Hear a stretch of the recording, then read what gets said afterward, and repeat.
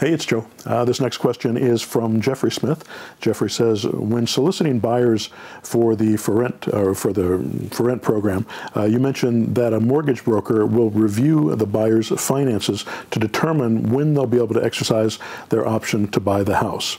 Let me stop right here to start with. Yes, we sometimes have lenders look over their finances, find out if they qualify. If you have any skill as far as qualifying people for a loan, it's not that difficult to find out how to do that, find out what the front end ratios and back end ratios, how to look at their credit report, do those types of things. You can learn that yourself, and any mortgage broker can teach you how to do that, or you can just send them over to a mortgage broker and have them do it for you. But if you know that they're not going to qualify, if you know they've got a lot of problems with their credit, then it's difficult sometimes to get mortgage brokers to work with us.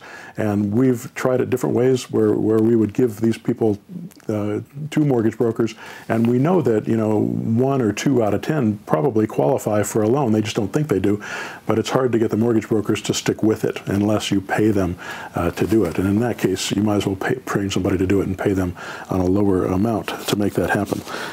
The rest of the question is, part of your qualifying the buyer includes a down payment of about 5% of the purchase price. My question is how, and that's not accurate, but I'll get back with that. My question is how to avoid competing with the government home loan programs that are for credit challenged buyers with FHA at 3.5% or some of the USDA zero down payment programs. Won't the mortgage broker have a fiduciary obligation to inform the buyer of the availability of these government home loan programs? And yes, if he's dealing with a lender, that lender is going to try to help him get into the best type of deal that he can. We, as lease option buyers, are going to try to get them to come up with as much down payment as possible. And the first question we usually ask a buyer is, how much have you got for a down payment? And if they say, well, I've got $3,000, we'll say, well, if you had 5, I know we could make this work. If they say, I've got 5,000, well, if you had 7, I know we could make this work. So you're always trying to negotiate a little bit more. But we also want to try to stay within that 3.5% range, which is typically what we do. And we'll tell them usually an FHA loan requires 3.5%, so that's what we require for the down payment for these. And remember, the down payment, when they finally buy this, may or may not apply to their purchase. So they may have to make a down payment now and then maybe later make a down payment again.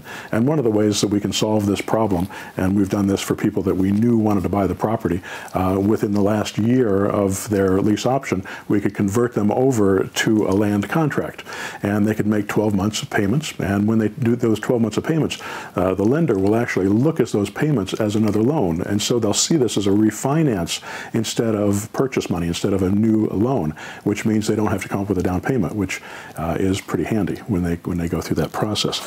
So those are the things. Down payment is adjustable or negotiable, and we try to negotiate the most that we can get. We feel that it benefits everyone for us to get more down payment. First of all, we make more money, which is good. The seller has a more stable investor or buyer for that property, which is good for them. And the buyer has a better chance of buying that property if they put more money down, because it makes them more motivated to do that and to follow through with that process. So it works all the way around if we try to get a higher down payment.